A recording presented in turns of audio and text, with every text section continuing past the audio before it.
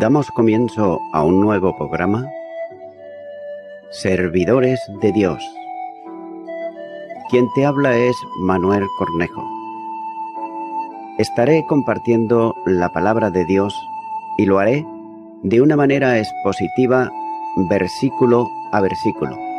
Y en esta ocasión será en la primera carta a los Corintios, capítulo 12 y versículo 28. La segunda parte de este versículo voy a estar compartiendo y dice: Y a unos puso Dios en la iglesia primeramente apóstoles, luego profetas, lo tercero maestros, luego los que hacen milagro, después los que sanan, los que ayudan, los que administran, los que tienen don de lenguas. Sigue diciendo este versículo, luego los que hacen milagros. Con el genitivo luego después siguen otros dones, como por ejemplo el de hacer milagros. Note que también se ha considerado anteriormente, recordando que es la capacidad sobrenatural para hacer prodigios, como por ejemplo resucitar muertos, como así nos enseña en Hechos de los Apóstoles, capítulo 9 y los versículos 36 al 43. Y también producir ceguera. Hechos de los Apóstoles, capítulo 13, versículo 11. Note que este era un don necesario en los tiempos apostólicos para producir las señales mesiánicas que manifestaban la realidad de la resurrección de Cristo. Ahora bien, eso no significa que Dios no obre milagros y también prodigios en el día de hoy, ya que en ocasiones, en respuesta a la oración de los suyos, el Señor está obrando milagros por medio de personas. Sigue diciendo este versículo, después los que sanan. Sobrenatural para sanar enfermedades, es lo que se está refiriendo.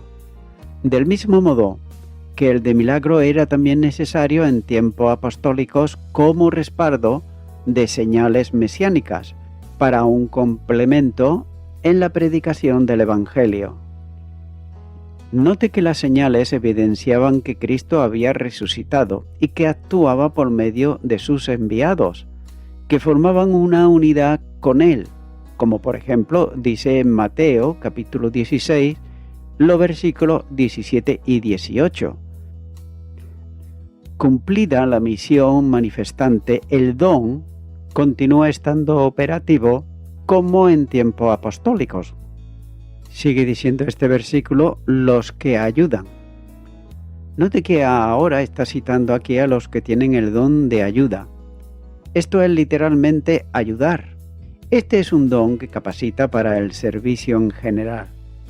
Y puede tratarse de ayudas a necesitados, a enfermos, o más bien la disposición para desear el servicio en la iglesia.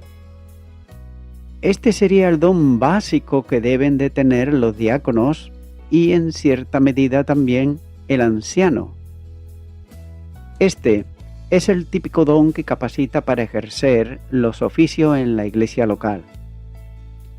Sigue diciendo este versículo, los que administran. Realmente mejor los administradores, a los que se les llama aquí con este don, que inviste con capacidades de gobierno y de conducción. Los que tienen capacidad para la conducción de la iglesia serían en tal caso estos, los que administran. Y esta debiera ser una de las condiciones para ejercer el oficio de anciano. Continúa diciendo este versículo, los que tienen don de lenguas. Concluye aquí la referencia a quienes tienen el don de lenguas. Y son aquellos que tienen la capacidad de hablar en otros idiomas sin haberlos estudiado. Se ha dicho antes que no se trata de sonidos o formas expresivas que se conocen como glosolalia, sino que son idiomas hablados en algún lugar. Al referirse al don como género de lenguas, confirma esta interpretación y es equivalente a distintos idiomas. Como quiera que el apóstol dedicará un capítulo entero al uso de este don y a la identificación del mismo es suficiente con citarlo simplemente aquí. Pero con todo también es necesario hacer notar que aquí aparece en el último lugar de los relacionados. Los corintios sentían un gran interés por este don y lo practicaban desordenadamente en los cultos, ya que poseer el don de lengua no significa que la persona sea más espiritual que otra. Continúa ahora con el versículo 29, donde dice: ¿son todos apóstoles? ¿Son todos profetas? ¿Todos maestros? ¿Hacen todos milagros? Anteriormente el apóstol enseñó que cada creyente tiene dones, que soberanamente le ha comunicado el Espíritu, como señala el versículo 11. Los dones son dados para las necesidades de la Iglesia y de la obra, pero no todos los creyentes tienen los mismos dones. Las preguntas retóricas origen una respuesta negativa, del modo que no todos los creyentes son apóstoles o profetas o maestros, ni todos tienen dones para hacer milagros. Por consiguiente, si no tienen los mismos dones, tampoco tienen los mismos ministerios, como consecuencia del uso de los dones recibidos. Y note que esto elimina la posición de quienes consideran que cuando una persona recibe a Cristo, ha de manifestarse en él algún determinado que testifique esa realidad. Pero note que no todos los creyentes tienen un mismo don, por el hecho de ser creyentes. Continúa ahora con el versículo 30, donde dice: ¿tienen todos dones de sanidad? ¿Hablan todos lenguas? ¿Interpretan todos? El apóstol establece aquí otras 3 preguntas retóricas vinculadas con otros tantos dones. Como por ejemplo de los versículos anteriores, todas exigen una respuesta negativa. La enseñanza general de confirmar con esto, no todos los creyentes tienen los mismos dones. Por consiguiente, han de ser usados diligentemente y sin envidia de quienes tienen o mayor número u otros más notorios a ojos de los hombres, ya que los creyentes no tienen la misma función, y el propósito aquí del apóstol es sofocar el descontento y la envidia de algunos de los miembros de la Iglesia en Corinto y de todo orgullo y arrogancia en el ejercicio de los dones. Continúa ahora con el versículo 31, el último ya de este capítulo 12, donde dice: procurad pues los dones mejores, mas yo os muestro un camino más excelente. Comienza diciendo este versículo: procurad pues los dones mejores. El párrafo anterior se cierra con una exhortación, y el verbo que introduce la oración está en presente de imperativo. Cuando dice anhelad, expresa un deseo intenso, ya que sin duda la enseñanza confirma que los dones no se adquieren por deseo del creyente, sino que son dados soberanamente por Dios, como señala el versículo 11.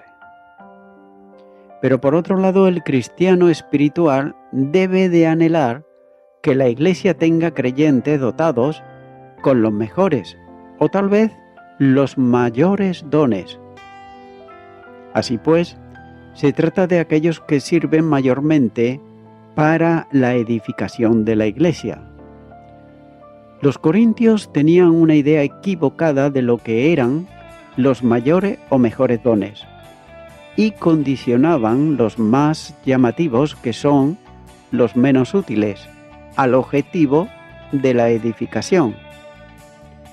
Sigue diciendo este versículo: mas yo muestro un camino aún más excelente. Pablo les habla de mostrarle un camino más excelente, el camino por excelencia que supera en todo al deseo de alcanzar los mayores dones, ya que el ejercicio de cualquier don debe de hacerse en este camino, que se enseña en el próximo capítulo y que se trata del amor. Cabría destacar que el creyente debe de entender claramente que pertenecer al cuerpo en Cristo es la posición que ocupa en el cuerpo y obedece a la soberanía y sabiduría de Dios. Debe pues, por tanto, aceptar gustoso la posición asignada y trabajar en bien del cuerpo. Las múltiples divisiones en las iglesias locales y entre ellas nacen por una falta de identificación con la admirable realidad que todas las locales, que son expresión de la única iglesia, son un solo cuerpo en Cristo. Los grupos con sus denominaciones han sido de gran bendición en la historia de la iglesia, de forma especial en aquellos que surgen en la Reforma Radical, al recuperar principios bíblicos que estaban siendo descuidados, pero cuando estos se convierten en distintivo que divide y separa, no son ni bien entendidos, ni mucho menos bien utilizados. Note que un creyente integrado en una iglesia local procura la edificación de sus hermanos en el vínculo de la paz. Y nadie tiene derecho a demandar una posición más destacable en la iglesia que el resto de los hermanos, puesto que el nivel más alto al que un cristiano puede llegar es el de ser siervo, en manifestación de la identificación con Cristo. Por otro lado, los que aman el primer lugar en la obra, quienes desean ser alabados en la congregación, no son de ayuda y edificación, sino todo lo contrario. Son arrogantes que desean, al estilo de los fariseos, ocupar los primeros lugares en la sinagoga. Satanás, el engañador, procura que los cristianos tengan algún elemento que justifique su sectarismo, de modo que muchos son capaces de dividir una iglesia, justificándolo por la desviación doctrinal, especialmente de sus líderes. Y note que muchas veces no se trata de mantener la doctrina en la forma bíblica, sino de sostener sus costumbres, sus tradiciones y sus sistemas. Son aquellos que abogan por mantener algo porque siempre se hizo así. Y estos voluntariamente ignoran que mantener la doctrina bíblica comprende también en forma esencial guardar con solicitud la unidad del Espíritu en el vínculo de la paz. Efesios capítulo 4 y versículo 3. Quienes desean vivir en una correcta relación con la doctrina bíblica dejan a un lado las críticas y las murmuraciones para practicar el amor en la relación admirable que nos enseña el Señor Jesús. Note que normalmente los descontentos lo son porque no ocupan en la iglesia el lugar que ellos consideran que debieran de ocupar. Los dones son dados para edificación y el más importante de ellos por necesidad para el desarrollo de los creyentes tiene que ver con la enseñanza. En la iglesia ha de estar en manos de maestros capaces para ello. Hechos de los Apóstoles, capítulo 11 y los versículos 25 y 26 dice: Después fue Bernabé a Tarso para buscar a Saulo, y hallándole lo trajo a Antioquía, y se congregaron allí todo un año con la iglesia, y enseñaron a mucha gente, y a los discípulos se les llamó cristianos por primera vez en Antioquía. En este tiempo actual, en muchos lugares se caracteriza por la falta de predicación bíblica, ya que la Escritura desaparece del púlpito de la iglesia, de las actividades de la congregación, de los hogares cristianos y de las vidas individuales. esta predicación y enseñanza de la palabra se sustituye por los llamados mensajes devocionales, que no son otra cosa que un discurso que por pretexto se inicia con una lectura de la Biblia. Y voy concluyendo con esto. El camino aquí, en este último versículo del capítulo 12, referido no es uno a dones mejores. Es el camino que es superior al camino de los dones, ya que el poseer dones milagrosos no hacía al cristiano que fuese mejor o más espiritual, pero este camino por excelencia que es uno de amor, como señala el capítulo que sigue a continuación, que es el 13, que conduce al cristiano a actuar de la manera que agrada a Dios y en el caso de los corintios conducía al uso correcto de los dones.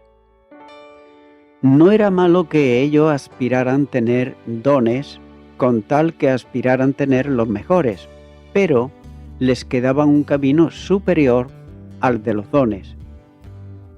A los corintios les sobraban dones transitorios, pero le faltaba lo que pertenece para siempre, como exhibía en este camino por excelencia, ya que ellos debían pues dejar el camino de contienda y de envidia con respecto a los dones milagrosos para comenzar a andar en este camino de amor.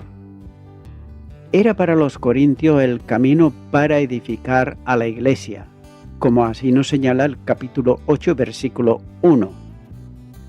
Y las palabras siguientes abarcan por lo que llamamos el capítulo 13, explican el porqué de dicha excelencia.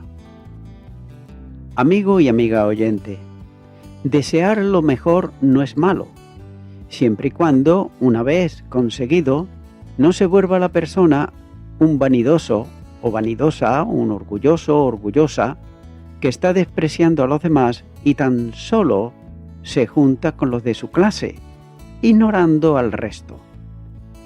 Amigo y amiga oyente, la palabra de Dios nos enseña en el Evangelio de Mateo, capítulo 5 y versículo 46, dice: porque si amáis los que os aman, ¿qué recompensa tendréis?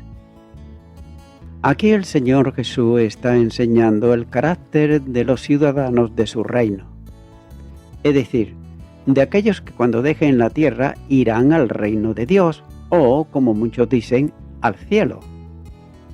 Debemos esperar que ese carácter sea diferente del carácter que se está viendo actualmente en este mundo. Es por eso que, mi amigo, mi amiga oyente, si aún Jesucristo no ha formado en ti ese carácter, te recuerdo que ese carácter lo hace el Señor a todo aquel que viene a Él en arrepentimiento y además está dispuesto a que el Espíritu Santo de Dios haga en la persona ese carácter que tiene que ver con aquellos que un día morarán en el reino de Dios. Y la pregunta es, mi amigo, mi amiga, ¿tienes la seguridad de que morarás en el reino de Dios? Si no es así, pues yo te animo a que ahora puedas hacer una oración de fe para recibir a Jesucristo en tu corazón y di conmigo: Señor Jesús, vengo ante ti en arrepentimiento, porque en verdad hasta ahora he amado a aquellos que me aman y me he despreocupado de los demás. Te pido perdón por todos mis pecados y ahora me arrepiento de ellos y te recibo a ti, Señor Jesucristo, como mi Salvador. Gracias te doy. Amén.